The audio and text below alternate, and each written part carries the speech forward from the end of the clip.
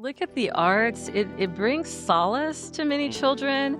It gives them a peace, and it even helps them understand, again, once they understand what their voice is, it gives them the courage to speak up and to just be a light for others. And I just love it.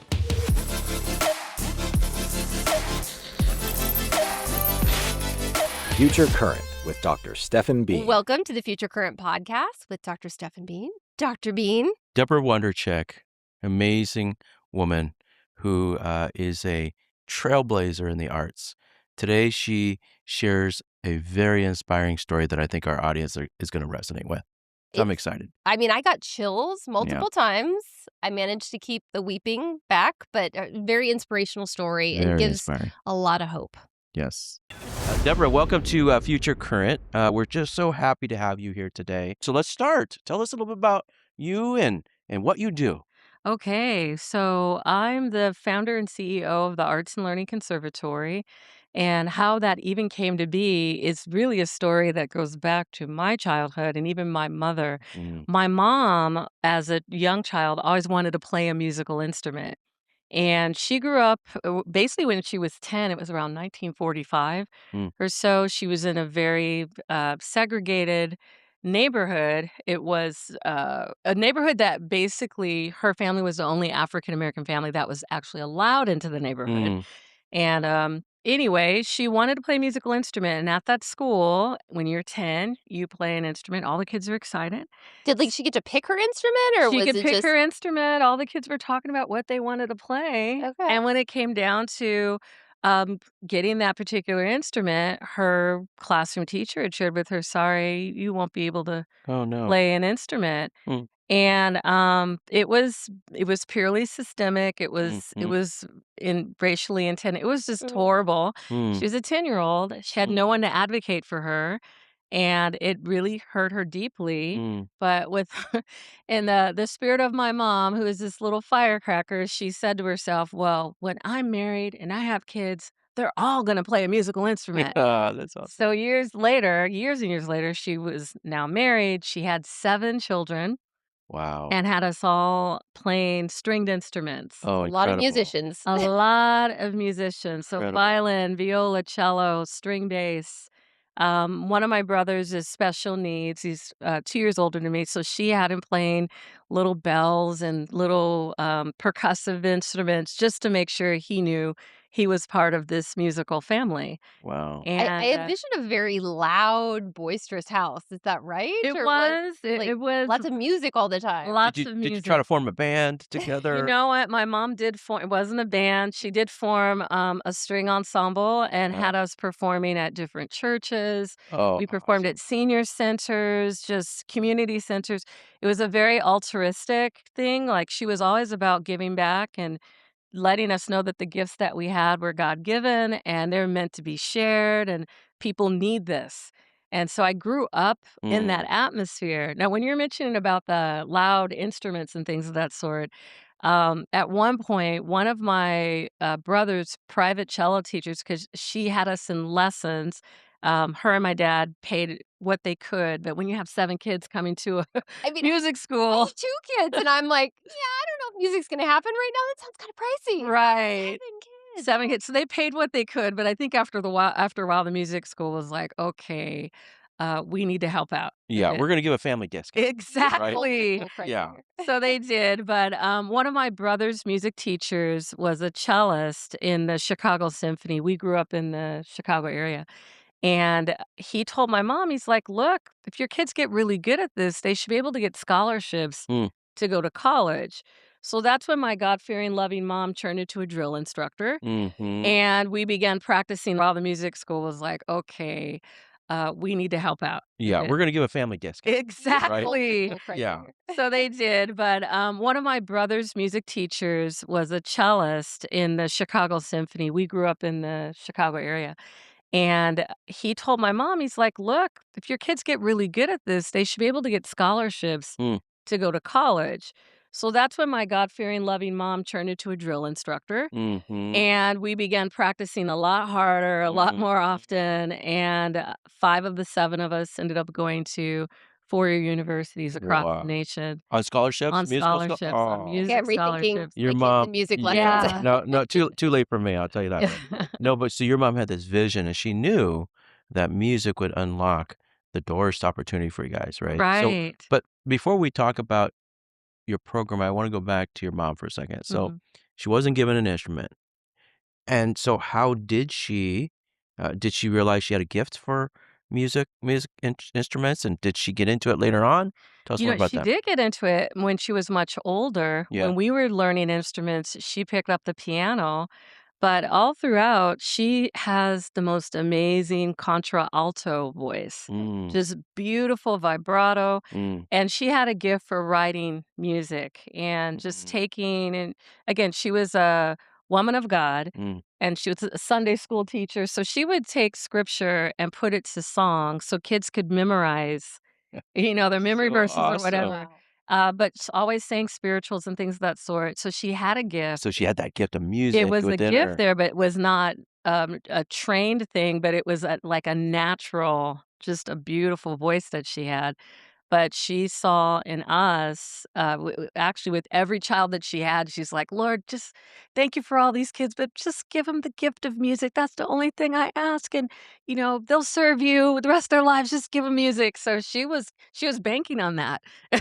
Isn't That that we would amazing? Isn't that amazing? You reflect back and that terrible act of discrimination just lit a fire under your Mhm. mom, and now you guys all are where you're at because of that fire, right? That's amazing. Absolutely, Wow. absolutely, and I just feel like with my founding Arts Learning Conservatory, Mhm. it was just another part of her dream and her legacy. She's still living, but it Mm. was, just the fact that she invested so much time, so much energy, resources to see her children succeed because, like you stated, she knew the impact that our lives would have on others Yeah. with music and the arts, so Mm.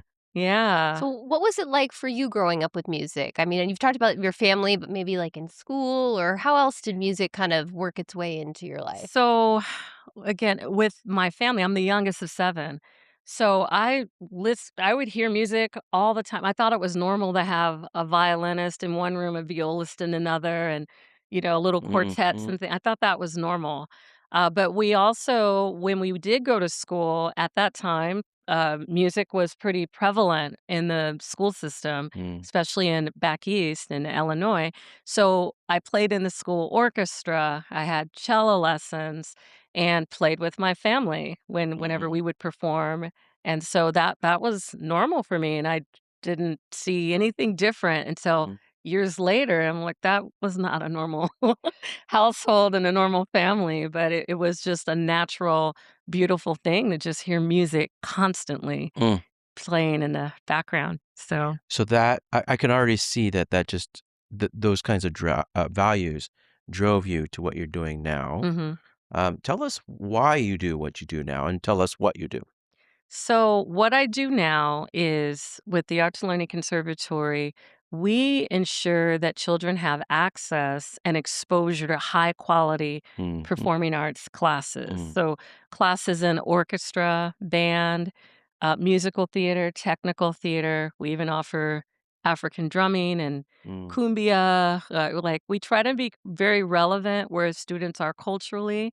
And also, if they're not of a particular everyone's of a particular culture, but something that's not as fun, cumbia is cool. So we wanna make sure we are introducing them to different styles of music and just exposing them to it. why is that important for our kids? It's important for our kids because representation Mm, matters. mm, They need to see other people that either look like them or bring in their style of music yeah. that value the historical aspect Mm, of who they are. mm. So we do all of that. And we have about 60 teaching artists Wow. that go into a lot of different schools H throughout how many the different county. schools do you think you're in through the county? Currently, we're in about 52 schools. Amazing. So what does Mhm. that program look like at the schools? So what it looks like, so if it's musical theater, we're literally theater in a box. We Okay. will go to that school with a music director, Mm, a theater director, 2 technical directors will bring in a costume team that'll costume the whole cast.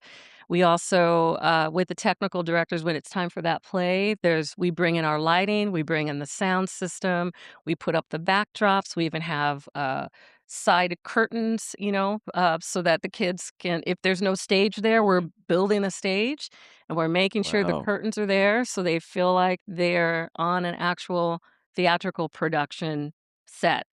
And, when we put that stage production on, we don't have to have any parent volunteers because sometimes when you do a play at a school, "Okay, mom, can you sew this dress for us, and can you bring" No, we're theater in a box. We just come in from start to finish and make sure these kids look amazing, sound amazing, and feel like little stars. Is it part of the day program, or is this after school program, or a little bit of both? It's a little bit of both. Okay. We're mainly after school, but sometimes we have schools that will ask if we can come during the school day Okay. and make something happen. We're working with the Orange County Department of Ed right now, Yeah. and we're doing a program with one of the harbor schools. Yeah. One What of our is that? access schools, Access. alternative education. I think it's Right. probably the Harbor Learning North. Yes. Yeah. And we're doing African drumming Oh, at that location, and the kids love it. So that's during the school day, but sometimes we'll get a call and is there going to be a performance there coming is up? gonna be a We performance. got to get that on my counter. Yeah, yeah. Yeah. I will So, say that I've watched. Um, I've been to your site. Now, where's your location? our location is here in Costa Mesa, so do you want me to say the Yes, address of or course. okay.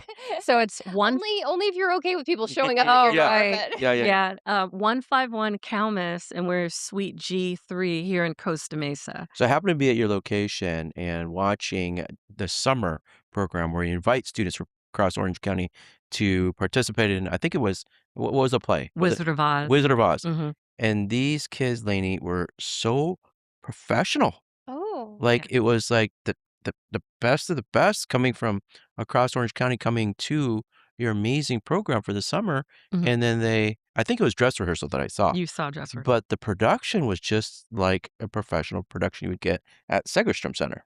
Incredible. that's Mhm. amazing. Yeah, we're all about world class and high quality. Yes. Because if the students see at a high level of what it is that they can attain to, then they'll know, "Oh, I can do this, and this is the standard that I must be at Yeah. to be great." And we don't wanna give them anything that's half or, less than. So, when we go into a school in Santa Ana, maybe it's a low-income school, we will take the same costumes, the same backdrops, lighting system, that we would take to a school that'll pay for our services, like in Newport Coast or Uh-huh. Coto de Caza, because we get those calls too. Sure. But, the quality is always super high. Super high, and Mhm. I could vouch for that. Yeah. Now, it seems like it was really important to you to get into schools and to be Mhm. working with kids. Like, why was that such an important focus for you? So, the other f the honestly, the real focus behind that, the other part of my story is we played these wonderful instruments. Yes, we received all of these scholarships to go to different colleges, but at one point, my mom had to make a very hard decision with our family life. There was Mm. domestic violence happening. Mm. And once the 3rd child made it to college, she Mhm. saw, "Oh, these kids are getting these scholarships." She thought to herself, "I could never get 7 kids out of a horrible situation of violence like this, but I can take 4, and Hmm. 4 and never ever return. 7, I might get caught and things Mm. will be worse for me and the kids, Oh my. but I can take 4 out of here." So, at the age of 10, literally in one night, we had to escape, and so we ended up leaving on a train in the night Mm. from Chicago to Denver, and we all lived in a homeless shelter for about 4 months. My dad got word of where we were at, figured out where we were. We had to escape again. Oh, no. Oh, Lived in San Diego at a Salvation Army. Then we moved to Oceanside, stayed in another women's shelter there. Oh, boy. And by the time we got there, my self-esteem was shot. I was Mm. afraid of pretty much everyone looking over my shoulder constantly. Mm. But literally across the street from that shelter was a performing arts magnet school.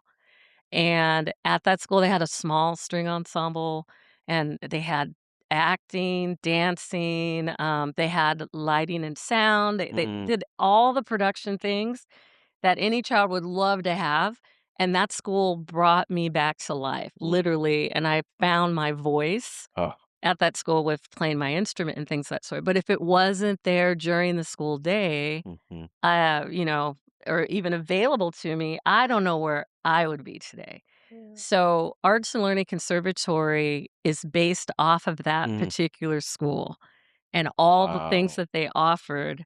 I make sure wow, that we offer those things as well, but we go in the school where the children are because by the time we were in that shelter, we didn't have a car. mm, We were in a one bedroom, bunk beds, at this homeless place. We didn't have anything, mm. but because the arts were available to us, it just took me from that small little place that I was in this, horrible situation, and it brought me to life. I just The That arts one school, that one experience had such an impression on you yes. that you remember the experience you had, and now you replicate it with your own Yes. program. Yes. That is incredible. What an incredible Thank story. I didn't know you. that about you, Deborah. Oh, Wow. thank you. Yeah, that Yeah. resonates with me deeply. So tell us then from then, um, what was it about that school that could give hope to our students in the county that really changed your perception of who you were? Um, I mean, because it definitely seems like it was more than enrichment. This was like a Yeah. lifeline it to This is was you. like a a transformation lifeline. for you, right? Yeah. So tell us, how does the arts do that? How does your program do that for our kids? My program, I'll even tell you a story. When I first started, Arts and Learning has been around now for 22 years. Congratulations. Thank you. We've impacted over 34,000 children Oh, with wonderful. with our programs. But I remember my first year of teaching, doing a strings program. There's a young boy who is in my class. He came in late, mid-year, probably like no late November. And I'm like, oh, that's odd. You don't usually come to school that late, but he came and I'm teaching my little strings class, and my beautiful, wonderful string students who are little angels were turning into these little Tasmanian devils, and were really picking on this child or, Mm, giving him a hard time. And I noticed it once. And then the second time, I'm like, okay, look, we are here as a team. We're only as good as the first violin to the second violin to the violas. You all better get your act together. Yeah. And if you continue with what I'm seeing, you're going to have to deal with me. Next day, class was great. Weeks later, everything was back to normal.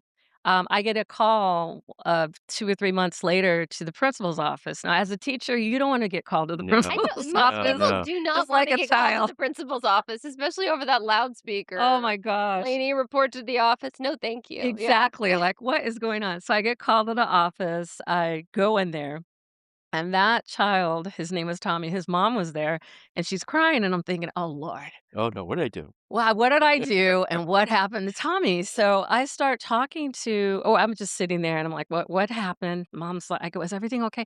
Everything's fine. I'm like thinking, why are you crying if everything's fine? So she proceeds to tell me that she just wanted to thank me Mm, for working with Tommy. She was talking to him recently, and she says, "I don't know if you know this, but Tommy was bullied before coming to our school." And mm, he was at 3 this was his 3rd school within a year and a half. And when he came, she said it felt like things were going right back to the way they were before, but then something broke. And she asked him, she was like, "Well, Tommy, what is your favorite class at school, or what do you like about the school?" He's like, "My favorite class is strings." And when he came to my class, I made him play viola. Nobody likes the viola, but I like, "You play the viola." Why is that the least favorite instrument? It's just an odd sounding instrument, and it's just most Is people everyone fighting over guitar and drums? Like, are the guitar, drums, but definitely violin, everyone Yeah, wants to do violin, that, okay? but sure, not Yeah. sure. viola. So, anyway, I love playing viola, Mom, and, "Well, why do you like that class?" And he says, "Well, because I feel safe." Mm, And mm, that floored me, but that was the experience I had at that school. yes, And that was the experience I gave that child in that, but I didn't realize how powerful it means to a child to feel safe, valued, of Like course, and yes. belong. heard, belong. I needed that, and that's Mhm, what he felt. in my class. So with Arts and Learning Conservatory, because of my experience with that and, as a child, but experiencing it from the other side of being a teacher, we put that value in how we work with our children. We start every day with affirmations. We tell the students, this is a safe space for you. You Mhm. just be you. This is where your voice, you don't have to say too much to a child. They experience it, Mm. but Mhm. our teachers are trained in it. Mm. And that's what sets our program apart. But that is really what I had experienced as a child at that performing arts school That's as well. incredible. So that's why Arts and Learning Conservatory exists. It's to give that exposure and set students up for success Mm. in life, so I love how you said you don't have to tell them; 'em they're gonna experience it. oh, I they think know. that's really Kids are smart. important. They Yeah. do. Yeah. Yeah. Yeah, they know it's genuine, so Yeah, and mm. and and living the experience versus having someone tell them what they could become, Right, it's so much different. So right. different, right? To get to so just share with us, like, what do you hope for then of your organization in our county? I mean, I know you're in dozens of schools, but what are what's your vision? My ultimate vision, and again, I'm a true educator through and through, is to ensure that all children have access and exposure to the arts, especially in those zip codes where most people ignore or where some school districts where financially speaking, they don't have a lot and they're ignored. I want to be in those places and I want to make sure the young Debbie that's out there is seen, valued, and who knows this child could become so Mm, great at what they do that they get a scholarship and they end up at a university. Because for our family, the arts completely changed the trajectory of our family's lifestyle. It changed everything. yeah. And so that's my hope for the future is that we're reaching more schools, more children, Mhm, even if it means the whole state of California or mhm, nationwide, we want to be equipped and ready to meet that need and make sure that these kids have access because, like I said, it completely changed my life and for the good. And I want to do the same for more children. mm. I'm so glad your mom's still here to Yes, see her legacy and how it is impacting generations, because that's right. what you're doing, Hmm. so Yeah, it's an honor. Incredible. You know what? I'm still just thinking about, the why behind your work. I mean, that clearly has shown up today, and that has hit me deeply. So thank you for sharing that. So what are some of those hurdles though preventing you to grow and preventing kids to get into the arts? um, some of the hurdles. Hmm. That are well, some of the time we get a call to go into a particular school and I need to hire more teachers Mm, yeah. faster, but I'm doing it at a slower rate because I don't want to lose the quality. I mhm, don't just have someone just to do it. So some of the barriers are some of the times we don't have all the staffing. Now we're getting better with that. Sometimes the what I find too is we'll go into a school and our job when we go in is to have the longevity, remain there year after year after year. Mm. Sometimes an administrator will come and they just don't see the value oh, of the arts, and it just stunts that growth that was there with the mhm, impact and kids smiling, and actually, when it comes to the theater, kids, they cry at the end of a show, Yeah. like, "Oh, no, it ended." But sometimes when administration changes, it changes the whole atmosphere of a school, and interesting. we have to So move it's on not to another. necessarily like a funding issue at that school. It might be a leadership change. Leadership change, and they just don't Interesting. see the value of it. So Yeah. many of the times it is funding as well, like, "Oh, we got this grant this year, but, you Yeah. didn't get it for the following year." That's been a pretty tough barrier as well. What I have found to try to get around that, if the school tells me early enough, "Hey, we were able to have the funding this year, but we're not sure about next," I'll write a grant with them or for them to make sure that the continuity is there. I'm more concerned about continuity Mm. than just going into a school one time and one hit wonder. We go in and we're out. No, it's with anything with arts, especially with the discipline that you gain from playing an instrument or singing or being in a play, you have to do it in stages and you've gotta You grow. have to matriculate, right, Yes, you through have those yeah. skills. Mhm. And so and a student in kindergarten gets to watch her brother do this with you in 4th grade. They have something to look forward to, Exactly. right? Yeah. So I can see that. You need that consistency in Mhm. schools. And Mm, I would say another barrier is it is funding. We're a nonprofit, so sometimes we don't get particular grants that we think we would have to go into a school. So then I'll have to try to find a sponsor or someone to give donations, and that can be kind of tough depending on the economy and where things are at. So I have to get clever, but I'm one of those types of people that just doesn't want to hear no for an answer, and Yeah, I'll I get just the sense you do not give up, and no, I so Deborah we don't. Deborah absolutely appreciate does not. That's your why she's here. You're perseverance and your right. resilience, I'll so keep Well, pushing. I will put a plug in for, and I think you may know David Blair. He's the new Ye executive director at Orange County Bright Futures Foundation. I think Mhm. your program is a great example of the type of programs that this foundation would support. So Mm, make sure you connect with David I and will. yeah. Okay.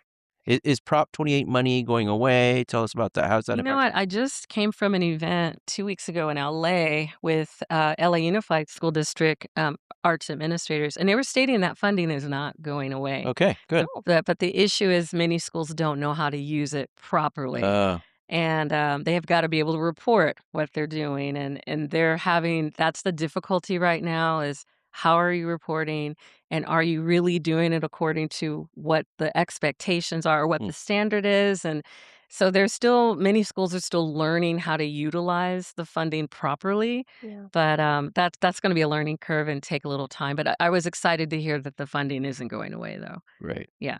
Well, that's something that gives us hope. Yes. Is there anything else right now that's giving you hope? Like, as um we think about Orange County and the arts in particular? Yes, in general, kids give me hope, you Yeah. know? The kids, they're so resilient. I mean, even if you look at the political climate, it's just it's all over the place and it's so loud. Mm, But when you look at the arts, it brings solace to many mm, children. It gives them a peace and it even helps them understand again, once they understand what their voice is, it gives them the courage to speak up and to just, be a light for others, and, I just love it, and it brings them together. The number one thing that I'm finding with children today who aren't involved in anything arts-wise, maybe they're just video games or what have you, they feel arts is something that definitely, bridges us, brings us together, and gives a sense of belonging and, just a purpose, a sense of purpose. So, my hope that I have is in our youth and in our children. I just, wanna make sure that arts do remain in their lives, and I'm just gonna do everything in my power to make sure that that stays in the lives of all children, not just the ones who can afford it, but also the ones yeah. who don't even know that they have a gift and talent, Mm, but just need that exposure, so, mm. yeah. That's amazing. Well, thank you for doing this hard work and being so, like I said, persevering and making Thank sure it you. happens for all of our kids. And so, thank So what about how can how can it people yeah. yeah, how can if they're a family or if they're students that want to be a part of your program, how can they do that? And how can students or schools get Oh, right. We do have a website that people can contact us on, artsandlearning.org. okay? We are completely open to being in more schools. We serve children even as low as TK. Mm, We start with TK all the way up to seniors in high school. So that's also on our campus here across the street. Calmus, we have students as young as 4 years old all the way up to 18. So they can come and take classes, private lessons, be involved in a musical. We do a lot of large scale productions, Mhm. mhm, so people can get involved that way. If it's someone that wants to help get involved by volunteering, we love volunteers. mm, With the productions that we do, we build sets and paint things and build props, and if someone's like, "I don't wanna touch any paint," we can have them just pass out a ticket to the show or what There's have jobs you. for everyone. There's something for Yeah. everyone, and we have internships and apprenticeships for college students as well as graduating seniors. Our main thing, though, is we want to see students have a career pathway to go to college. Mm. So I'm also teamed up with different universities where monies have been set aside for kids too. So there's plenty of ways to get involved, but we love for students to join us on our campus here in Costa Mesa, and then we are open for schools to give us a call to help them with their arts program, and we be that support that's going to help kids get exposed to the arts. Say that URL again, because I can't believe this is a URL you were able to get. Can you say it again? Can I say what? Your URL again. What's the website Oh, again? artsandlearning.org. That is a Perfect. really good Yeah. URL. Good for Yeah. you for Easy. capturing that. Yeah. Artsandlearning.org. Yes. Easy. Mhm. Well, Deborah, listen, as I've listened to what you do and the reason why you do it, I want to say our future is bright. Our students' future is bright because what you're doing is you're lifting communities by lifting one student at a time through the arts. So Mhm. thank you for doing that. Thank you for having me here. I'm Yes. honored to get the call, and I love just talking to you Oh, anyway me too. and meeting you. This It's has been been great to meet wonderful. you. Thank you for what you do. Thank you for listening to Future Current, a podcast from the Orange County Department of Education. If you enjoyed this conversation, please follow, rate, and review Future Current on your favorite podcast platform. The opinions expressed by guests on this podcast are their own and do not necessarily reflect the views or positions of the Orange County Department of Education, its leadership, or staff. To learn more about the programs and people shaping the future of Orange County, visit ocde.us.